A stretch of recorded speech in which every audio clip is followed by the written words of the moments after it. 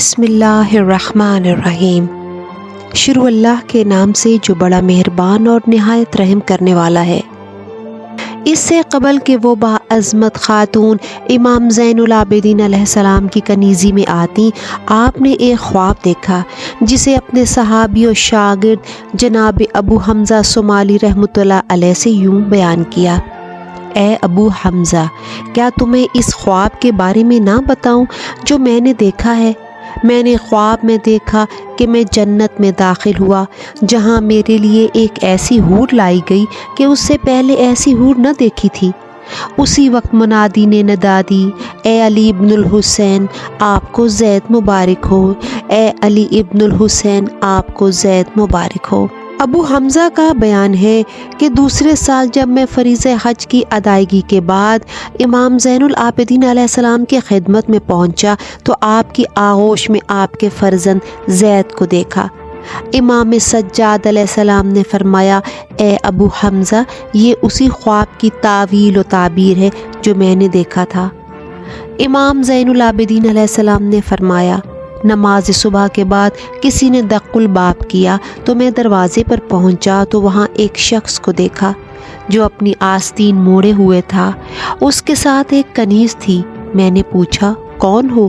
جواب دیا: مجھے امام علی ابن الحسین علیہ السلام سے ملنا ہے۔ میں نے کہا: میں ہی علی ابن الحسین ہوں۔ اس نے کہا کہ میں مختار بن ابی عبید ثقفی کا نمائندہ ہوں۔ انہوں نے آپ کو سلام کہلایا ہے اور آپ کی خدمت میں عرض کیا ہے کہ میں نے یہ کنیز 600 دینار کی خریدی ہے، مزید یہ 600 دینار آپ کی خدمت میں پیش ہے، اور یہ خط دیا ہے۔ امام علیہ السلام فرماتے ہیں کہ میں نے اس شخص اور کنیز کو گھر میں بلایا اور خط کا جواب لکھ کر اس کے سپرد کیا۔ میں نے کنیز سے پوچھا کہ تمہارا کیا نام ہے؟ اس نے بتایا: حورہ ہے۔ میں نے اس سے شادی کی جس سے اللہ نے مجھے یہ فرزند عطا کیا ہے جس کا نام میں نے زید رکھا ہے۔ جناب زید شہید رضوان اللہ تعالی علیہ کی والدہ گرامی عقیلہ باعظمت اور صاحب کرامت بی بی اور با کردار خاتون تھی جو امام علیہ السلام اور امام زدگان کے نزدیک محترم و مکرم تھی۔ جناب ابن ادریس ہلی رحمۃ اللہ علیہ نے بعض راویوں کے حوالے سے نقل کیا ہے کہ امام زین العابدین علیہ السلام کی سیرت تھی کہ آپ نماز صبح کے بعد کسی سے گفتگو نہیں فرماتے تھے یہاں تک کہ سورج طلوع ہو جاتا تھا۔ ایک دن آپ کو جناب زید کی ولادت کی خوشخبری سنائی گئی تو آپ نے اپنے اصحاب سے پوچھا: اس بچے کا کیا نام رکھوں؟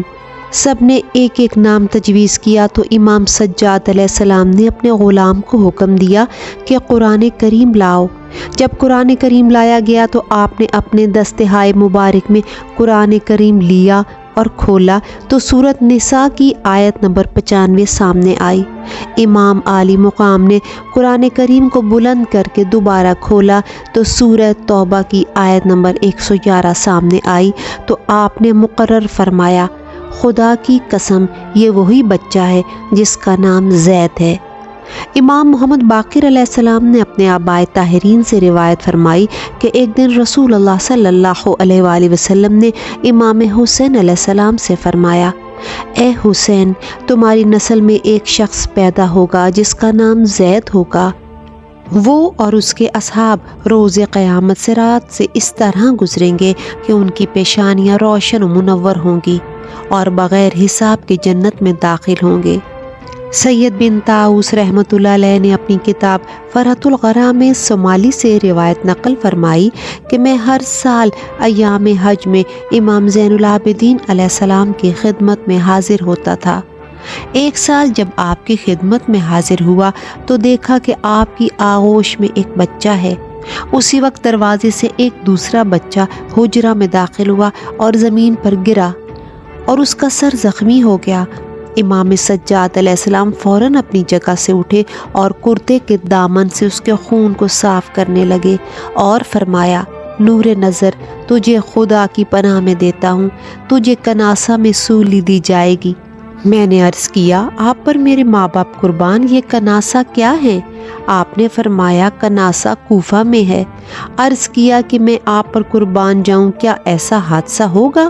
فرمایا اس ذات کی قسم جس نے رسول اللہ صلی اللہ علیہ وآلہ وسلم کو مبعوث کیا ہے، اگر میرے بعد تم زندہ رہو گے تو دیکھو گے کہ میرا یہ فرزند کوفہ کے نزدیک قتل کیا جائے گا۔ دفن کے بعد اس کی قبر کھول کر جنازہ کو باہر نکال کر گلیوں میں پھرایا جائے گا اور سولی دی جائے گی۔ سولی سے اتار کر جنازہ کو جلا کر راکھ کو صحرا میں اڑا دیا جائے گا۔ عرض کیا اس بچے کا نام کیا ہے؟ فرمایا یہ میرا بیٹا زید ہوگا۔ ویڈیوز پسند آنے پر لائک اور سبسکرائب کریں اور بیل آئیکن کو لازمی پریس کر دیں تاکہ آنے والی تمام ویڈیوز آپ کو بر وقت موصول ہوتی رہیں۔